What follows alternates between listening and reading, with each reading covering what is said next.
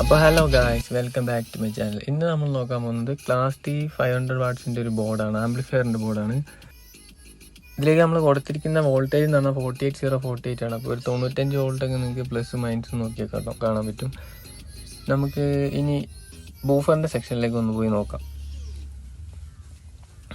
നമ്മൾ ബൂഫർ കൊടുത്തിരിക്കുന്നത് ഒരു 10 ഇഞ്ചിൻ്റെ മാഗ്നറ്റ്സിൻ്റെ 250 വാട്ട് RMS വരുന്ന ഒരു ഡബിൾ മാഗ്നറ്റ് ഉള്ള ഒരു സബ്ബാണ്. ഇപ്പോൾ ഇതിലെ ഓഡിയോ കുറച്ച് വെച്ചിരിക്കുന്നത്. ഇപ്പം ഞാൻ ബൂഫറിനെ ഒന്ന് പരിചയപ്പെടുത്താൻ വേണ്ടിയിട്ടാണ്.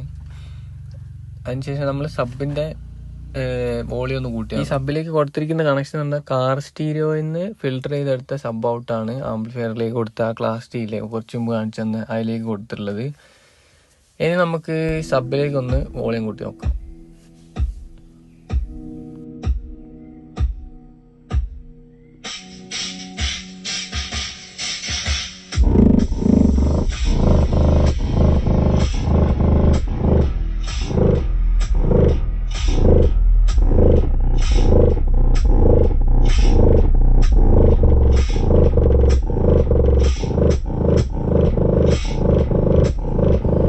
എന്താ വെച്ചാൽ ഇപ്പോൾ ഇറങ്ങുന്ന ക്ലാസ് ടി ആംപ്ലിഫയർ അതൊരു സാധാരണക്കാർക്ക് അഫോർഡ് ചെയ്യാൻ പറ്റുന്ന ഈസി ആയിട്ടാണ് വരുന്നത്.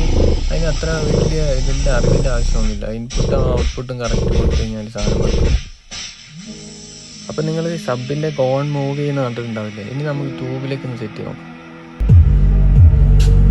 പിന്നെ ഈ സബിൻ്റെ ഓഡിയോ ക്വാളിറ്റി ഉണ്ടല്ലോ, അത് നമുക്ക് മൈക്കിൽ അങ്ങനെ കറക്റ്റ് കിട്ടില്ല. അത് മൈക്കിലൊരു പതറിലുള്ള പോലെ തോന്നും, പക്ഷേ ശരിക്കും അങ്ങനെ ഉണ്ടാവില്ല.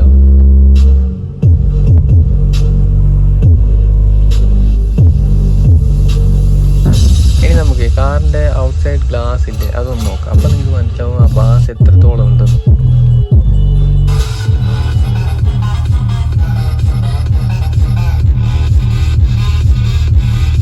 അപ്പോൾ ഗായ്സ്, ഇവനാണ് ആ കുഞ്ഞൻ ആംപ്ലിഫയർ. കാണാൻ കുഞ്ഞാന്നുള്ളൂ, പക്ഷേ ആ സബ്ബിന്ന് ഇപ്പോൾ പുക വന്നതേ.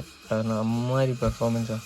ശരിക്കും പറഞ്ഞാൽ ഒരു 12 ഇഞ്ചൊക്കെ കൊടുക്കാൻ പറ്റും. 12 ഇഞ്ച് ഒരു 450 വാട്ട്സിൻ്റെ സബ്ബൊക്കെ കൊടുക്കാൻ പറ്റും. പിന്നെ ഹീറ്റൊന്നും ആവുന്നില്ല ആംപ്ലിഫയർ അങ്ങനെ. ഇത് ആ ഇൻഡക്ടർ ഇല്ലേ, അത് കുറച്ച് ചെറിയൊരു ഹീറ്റ് ഉണ്ട്, പക്ഷെ അത് അങ്ങനെയുള്ളതാണ്, നോർമലാണ്, അത് സീനില്ല. പിന്നെ ഇതിലേക്ക് കൊടുക്കാൻ പറ്റുന്ന വോൾട്ടേജ് മാക്സിമം 70 കേട്ടോ. ഞാനിപ്പോൾ 48 ആണ് കൊടുത്തിട്ടുള്ളത്. എൻ്റെ കയ്യിൽ അതുണ്ടായിരുന്നുള്ളൂ, പക്ഷെ അതിൻ്റെ വർക്കിംഗ് ആണ് ഇപ്പോൾ. അപ്പോൾ ക്ലാസ് ടി ആംപ്ലിഫയർ എന്ന് പറഞ്ഞാൽ വേറെ ലെവൽ സാധനമാണ്. ഇതിൻ്റെ പെർഫോമൻസ് കാണുമ്പോൾ നിങ്ങൾക്ക് മനസ്സിലാവുന്നുണ്ടാവും. ആ സ്പീക്കറിൻ്റെ വർക്കിംഗ് ഉണ്ടാവും, അതിൻ്റെ കോൺ മൂവ്മെൻറ്റ് ഒരു രക്ഷയില്ല.